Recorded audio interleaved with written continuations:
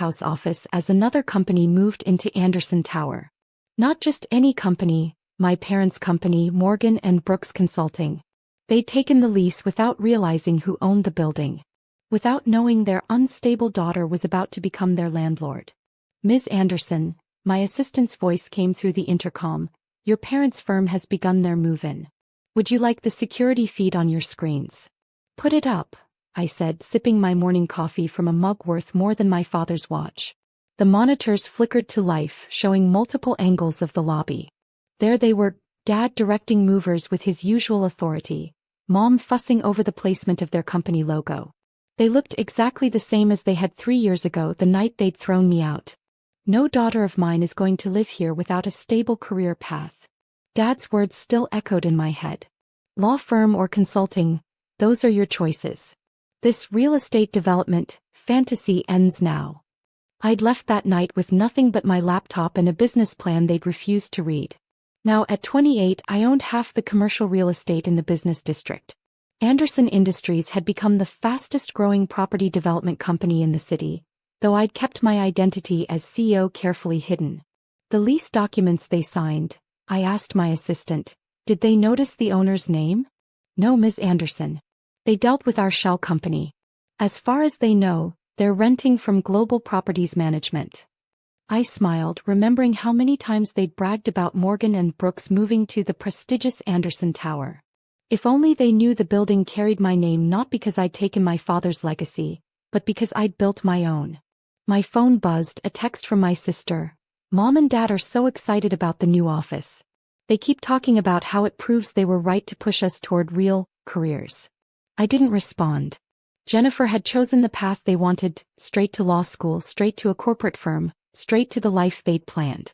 I'd chosen to be unstable. "Ms. Anderson," my assistant called again, "your father is asking to meet with the building owner. He wants to discuss some premium upgrades to their floor." "Schedule it for next week," I said. "Let them get settled first. I want them to really feel at home before they learn who their landlord is." I turned to the wall of awards behind my desk. Developer of the Year, 30 under 30, Real Estate Visionary.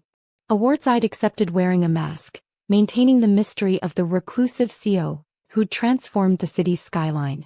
Also, I added, have maintenance adjust their office temperature 2 degrees too warm. And make sure their elevator stops at every floor on the way up. Petty revenge, boss? My assistant chuckled.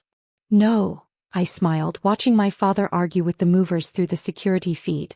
Just teaching a lesson about stability. After all, there's nothing less stable than a tenant who's annoyed their landlord. The irony wasn't lost on me. The building they thought proved their success would actually prove mine. They just didn't know it yet. 1 week later, I watched my parents enter the executive conference room on the top floor. Dad straightened his tie nervously. This meeting with the mysterious owner of Anderson Industries had taken days to arrange. "They're complaining about the temperature again," my assistant reported, hiding a smile. "And Mr. Morgan seems particularly upset about the elevator stopping at every floor." "How tragic," I murmured, adjusting my designer suit. 3 years ago I'd left their house in jeans and a hoodie. Today I was wearing an outfit that cost more than their first month's rent. "Ready?" my assistant asked.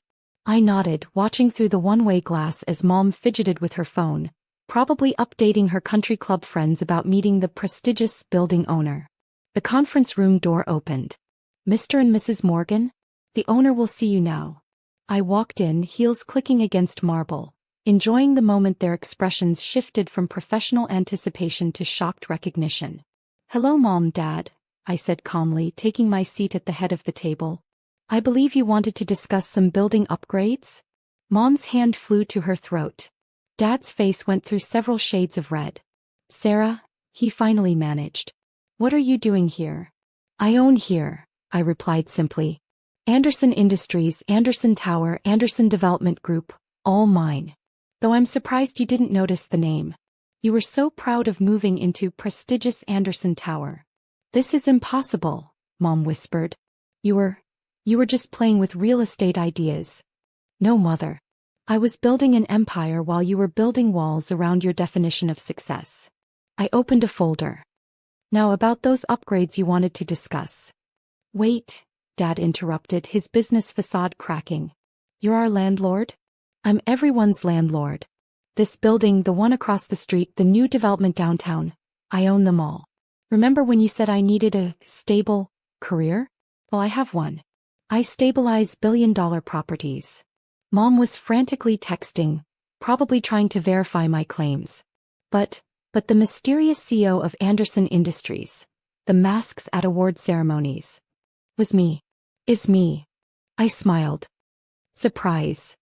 Why didn't you tell us? Dad demanded, his voice rising. Tell you. I laughed. Like you told me to get out? Like you told me real estate development wasn't a real career? Or like you told everyone I was having a quarter-life crisis when I refused to join your consulting firm? The silence was heavy.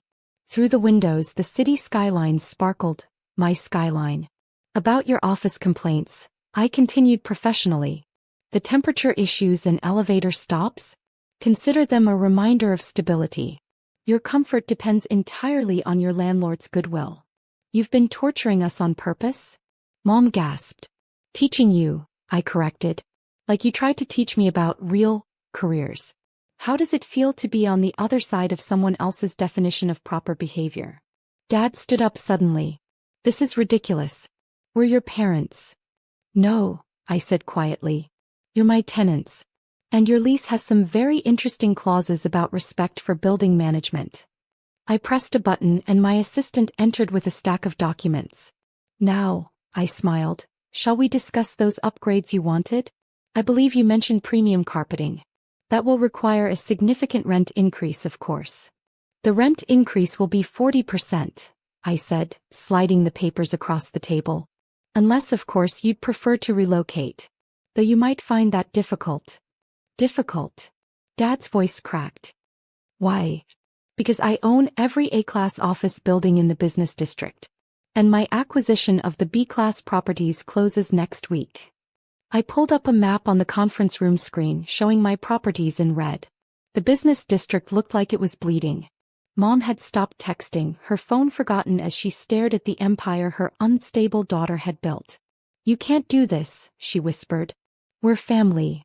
Family. I stood up, walking to the window.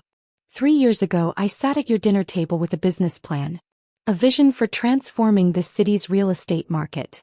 You didn't just dismiss it, you gave me an ultimatum. Get a real job or get out. We were trying to protect you, Dad protested. No, you were trying to control me. To force me into your tiny box of acceptable careers. I turned back to them. Do you know what happened the night you kicked me out? They stayed silent. I slept in my car in this building's construction site. I was supervising the foundation work and I swore that one day I'd build something so big you couldn't ignore it. Something that would make you question every assumption you'd ever made about success. The mysterious CEO everyone's been talking about, Mom said quietly. The one who never shows her face. Was the daughter you called unstable. Every time you bragged about moving to Anderson Tower, you were actually bragging about my success. You just didn't know it. Dad slumped in his chair, looking suddenly old. Why reveal yourself now? Because you need to understand something. I sat back down. Success isn't just about following predetermined paths. It's about having the courage to build your own. I pressed the intercom. Send in the packages.